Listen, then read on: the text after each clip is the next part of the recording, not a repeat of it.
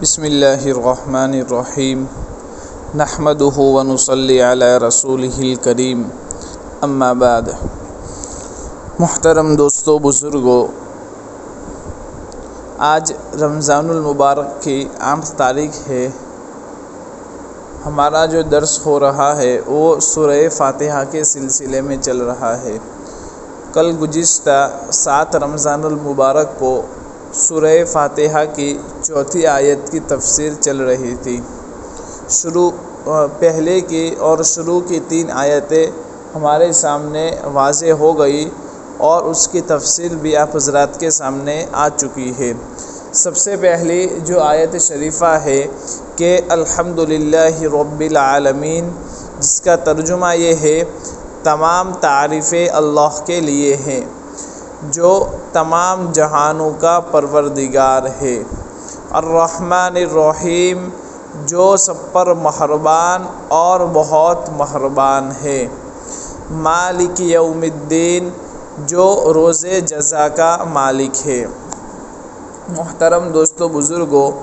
بات یہ چل رہی تھی کہ اللہ تبارک و تعالی روز جزا اور روز حساب کا مالک ہے۔ وہاں ہم سے وہ حساب لیں گے، وہ سوال کریں گے، وہ ہمیں وہاں بدلہ دیں گے کہ دنیا کے تمام اعمال کے متعلق اللہ رب العزت اللہ تبارک و تعالیٰ کی طرف سے باز پرس ہوگی، سوال کیا جائے گا۔ فرائض اور واجبات کی ادائیگی ہوئی کہ نہیں ہوئی، اس کے سلسلے میں بھی سوال ہوگا۔ جائز اور ناجائز کے کام کے اعتبار سے بھی سوال کیا جائے گا۔ محرمات سے اپنے آپ کو بچایا یا نہیں بچایا، یعنی وہ چیزیں جس کو ہم نے آپ پر حرام کیا تھا، کیا آپ خود ان سے بچے یا نہیں بچے، ان تمام لوگوں سے سوال کیا جائے گا۔ بد نظری کرنا مثلا حرام ہے تو کیا آپ اس سے بچے کہ نہیں بچے؟ بہنوں کا حق دینا میراث کے اندر وہ واجب ہے تو آپ نے حق دیا کہ نہیں دیا، ہر ایک سلسلے میں آپ سے سوال کیا جائے گا۔ تو اب سوال یہ پیدا ہوتا ہے کہ جب اللہ رب العزت اور اللہ تبارک و تعالی ان ساری چیزوں کے متعلق جب ہم سے پوچھیں گے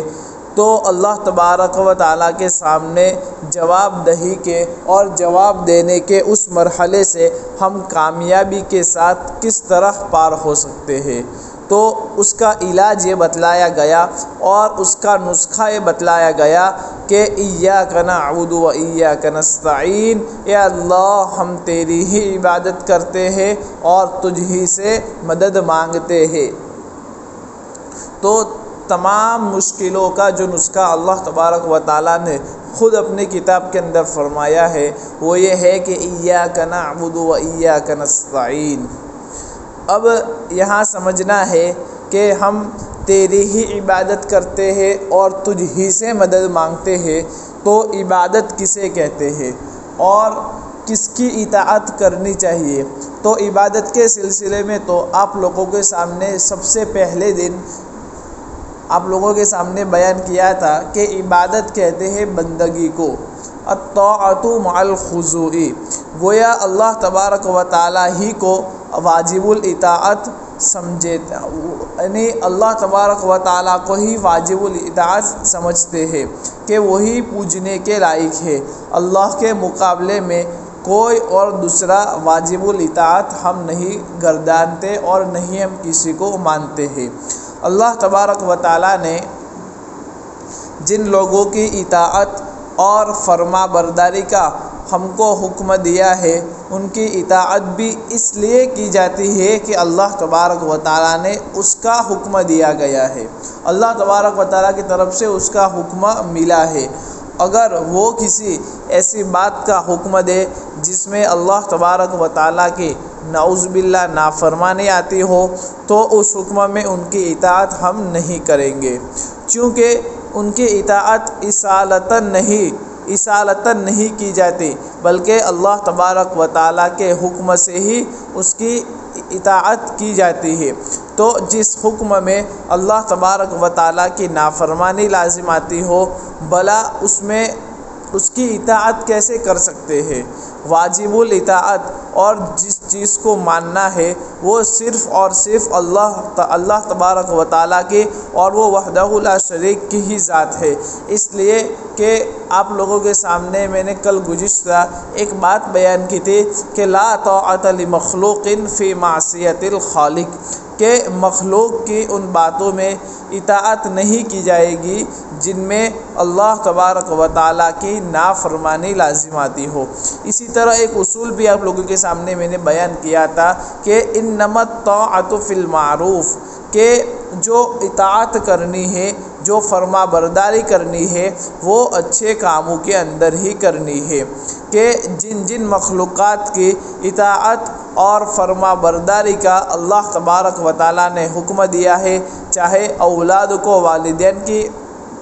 اطاعت کرنے کا حکم دیا ہو، اسی طرح بیوی کو شوہر کی اطاعت کرنے کا اور فرما برداری کرنے کا حکم دیا ہو، اسی طرح رعایا اور پبلک کو اپنے حکمران اور اپنے حاکم کی اطاعت کرنے کا اور فرما برداری کرنے کا حکم دیا ہو، وہاں بھی یہ شرط ضرور ہے کہ جائز کاموں میں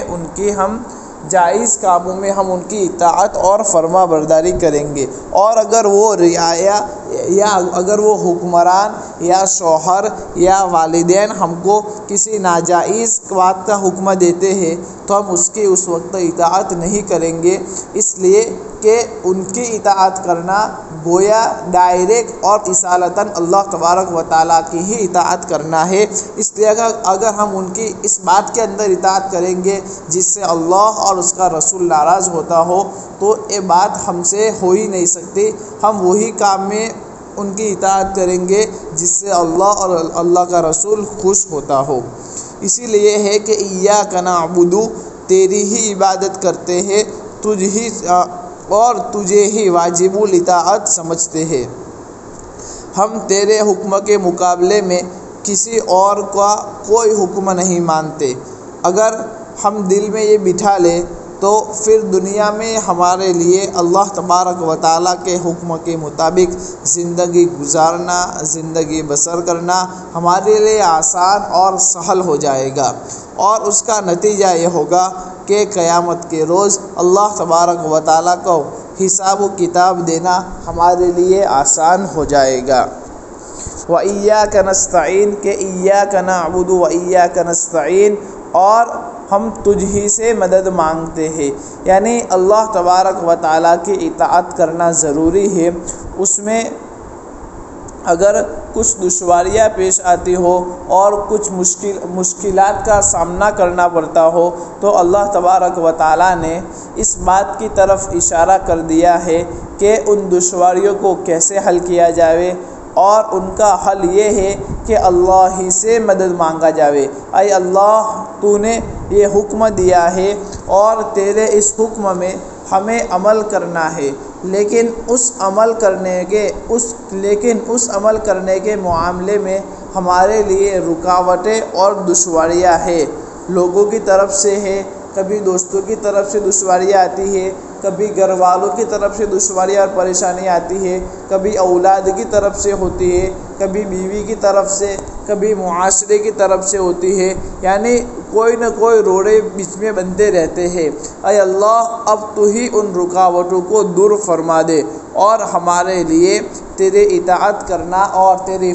فرما برداری کرنا آسان فرما دے۔ گویا اللہ کی اطاعت کی ادائیگی میں اگر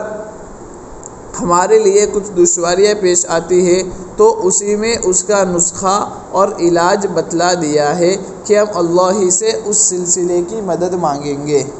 آج ہم کہتے ہیں کہ مولانا ہم کیسے شریعت پر عمل کریں گے، کہ آج حالات کیسے ہیں، ان حالات میں ہم کیسے شریعت کے مطابق ہمارا جو دھندا ہے، جو ہم تاجر ہے، اس کو ہم کس طرح کر سکتے ہیں، ہم کیسے شریعت کے مطابق ملازمت کر سکتے ہیں، نوکری کر سکتے ہیں، جاب کر سکتے ہیں، کیسے اپنی زندگی اللہ کے حکم کے مطابق ہم گزار سکتے ہیں۔ ہمارے لیے قدم قدم پر مشکلات کا سامنا کرنا پڑتا ہے، تو ان مشکلات کا حل یہ ہے کہ تم اللہ ہی سے مدد مانگو۔ اے اللہ، ہمارے لیے تیرے اطاعت اور فرما برداری کرنا آسان فرما دے۔ اگر ہم نے کبھی ایسا مانگا ہو تب دیکھو پھر اللہ تبارک و تعالی ہمارے حق میں کیسے دعا قبول فرماتے ہیں۔ محترم دوستو بزرگوں، اس سے قبل میں نے ڈاکٹر عبدالحی صاحب کا ایک مقولہ نقل کیا تھا کہ قیامت کے روز اللہ تبارک و تعالی ہم سے جب باز پوچھ کریں گے اور جب پوچھیں گے تو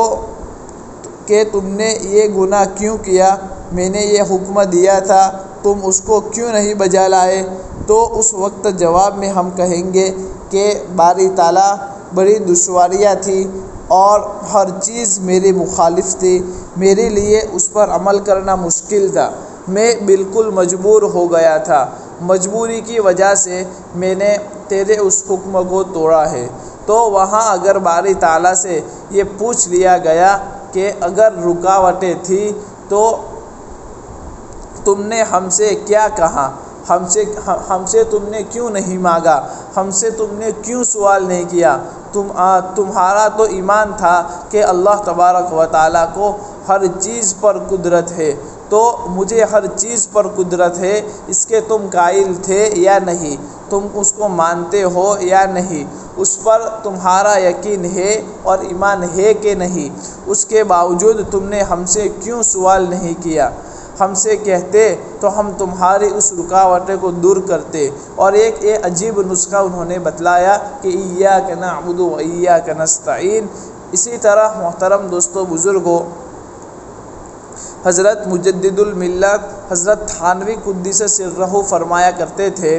کہ کسی کو اللہ تبارک و تعالیٰ کے حکم کے معاملے میں کوئی بھی رکاوٹیں آئی ہے یا کوئی بھی رکاوٹیں آتی ہو اور اگر وہ 40 دن تک خالص دل سے اور خلوص اور اللہ تبارک و تعالیٰ کے لیے اللہ تبارک و تعالیٰ کی طرف رجوع کرتے ہوئے اور یہ مانگتا رہے کہ اے اللہ تو اس کے سلسلے کو حل کر دے، تو اس کے لیے یہ چاہیے اور یہ دعا کرے کہ اللہ تو ہمارے مسئلے کو حل کر دے، تو اس کے لیے چاہیے کہ وہ 40 دن تک ایاک نعبد و ایاک نستعین اللہ کی اس اطاعت اور فرما برداری کے معاملے میں اگر کچھ مشکلات درپیش ہو، کسی مشکلات کا سامنا کرنا پڑے تو اس کا حل یہ ہے کہ اللہ ہی سے مانگا جاوے۔ گزشتہ ایک مطلب تو یہ بھی بیان کیا گیا تھا۔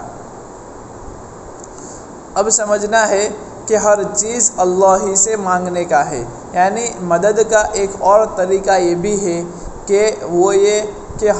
کہ ہم ہر ایک چیز اللہ تبارک و تعالیٰ سے ہی مانگے۔ نبی کریم صلی اللہ علیہ وسلم نے ہمیں دعا کرنے کے طریقے بھی بتلائے ہیں کہ ہم اپنی حاجت اللہ تبارک و تعالیٰ سے کیسے مانگے۔ نبی کریم صلی اللہ علیہ وسلم نے تمام دعائیں ہم کو سکھلائی ہے، ایسی عجیب و غریب دعائیں ہیں کہ عقل حیران رہ جاتی ہے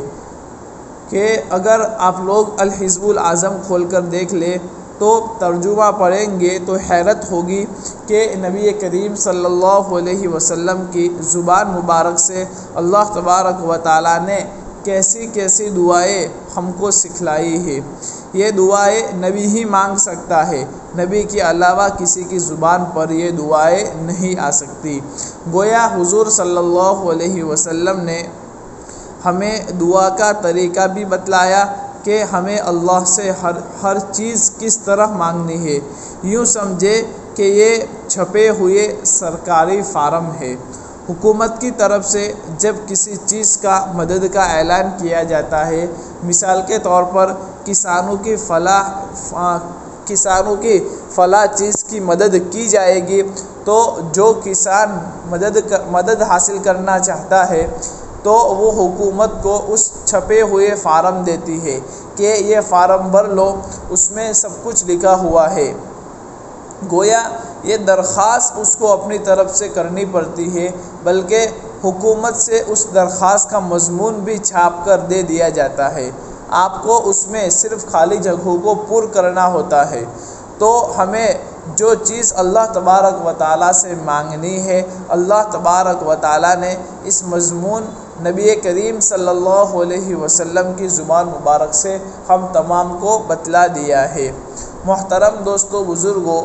دعائیں چھپے ہوئے فارم کے مانند ہے، ہمیں تو صرف انہیں پور کر کے اللہ تبارک و تعالیٰ کے سامنے، اللہ تبارک و تعالیٰ کے یہاں جمع کرانا ہے۔ تو اللہ تبارک و تعالیٰ کی بارگاہ میں ہمیں انہی الفاظ میں دعائیں کرنی چاہیے۔ ایسے عجیب و غریب الفاظ اور ایسے انداز سے نبی کریم صلی اللہ علیہ وسلم نے اللہ تبارک و تعالیٰ سے مدد مانگی ہے کہ کوئی انسان اس کا تصور نہیں کر سکتا، کوئی انسان اس کو سوچ نہیں سکتا۔ ان دعاؤں کو دیکھ کر ان کے زبان نبوت سے صادر ہونے کا جو پختہ یقین ہوتا ہے، اس لیے کہ دوسرا کوئی ایسی دعائیں ہرگز نہیں کر سکتا۔ گویا اللہ تبارک و تعالیٰ ہی کی طرف سے حضور کریم صلی اللہ علیہ وسلم کے قلب مبارک اور دل پر ان دعاؤں کا الہام اور القاء کیا گیا ہے، اور آپ صلی اللہ علیہ وسلم نے اللہ تبارک و تعالیٰ ہی کے بتلانے سے ان دعاؤں کو اپنے الفاظ میں اللہ تبارک و تعالیٰ کے حضور پیش کیا۔ تو یہ گویا چھپے ہوئے فارم ہے، سو انہی الفاظ میں دعا مانگ کر فارم جمع کروانے چاہیے۔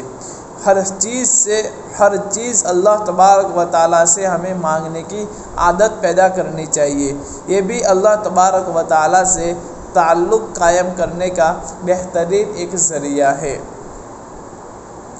محترم دوستو بزرگوں،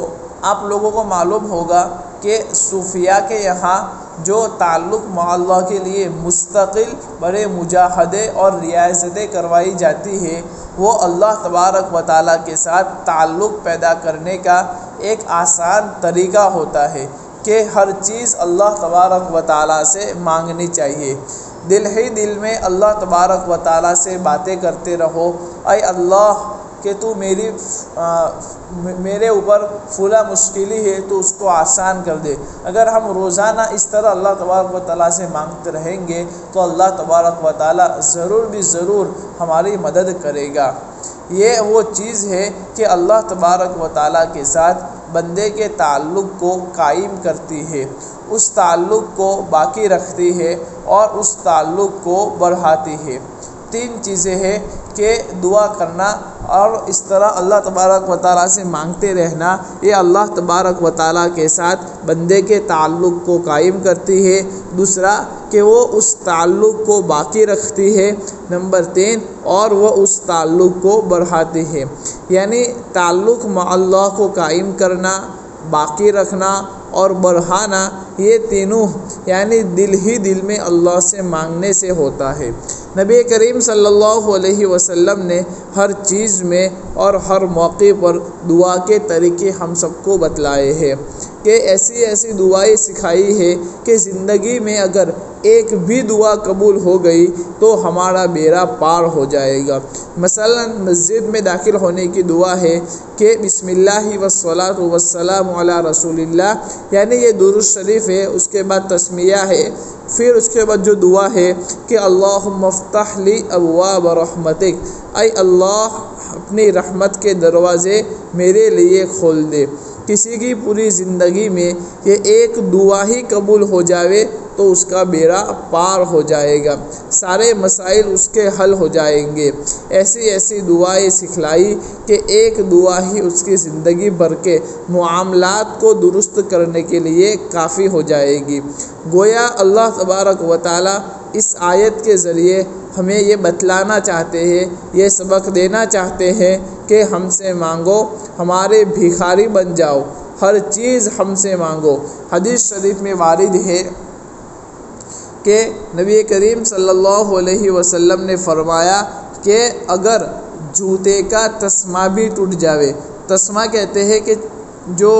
جوتے کی جو پٹی ہوتی ہے، چپل کی جو پٹی ہوتی ہے، وہ بھی اگر ٹوٹ جاوے تو وہ بھی تم اللہ تبارک و تعالیٰ سے مانگو۔ ایک آدمی سوچ سکتا ہے کہ چپل کی پٹی ٹوٹی اور اس میں اللہ تبارک و تعالیٰ سے مانگنے کا اللہ نے حکم دیا، لیکن حضور صلی اللہ علیہ وسلم ہمیں یہی بتلا رہے ہیں کہ تمہاری ہر چیز اللہ تبارک و تعالیٰ ہی سے مانگنی چاہیے، اور تم کو اللہ تبارک و تعالیٰ سے مانگنے کی ہی عادت بنا لینی چاہیے۔ اللہ ہی کی طرف تم کو رجوع کرنا چاہیے اور تم کو اس کی طرف ہی لوٹ کر جانا ہے۔ چھوٹی سی چھوٹی چیز کو بھی معمولی نہیں سمجھنی چاہیے۔ اصل تو ہمارا مانگنا ہے،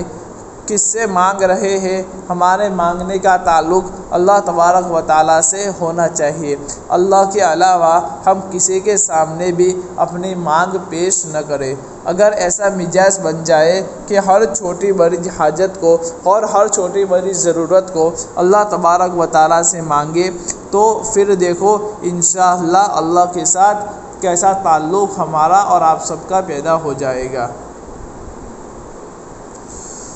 محترم دوستو بزرگوں،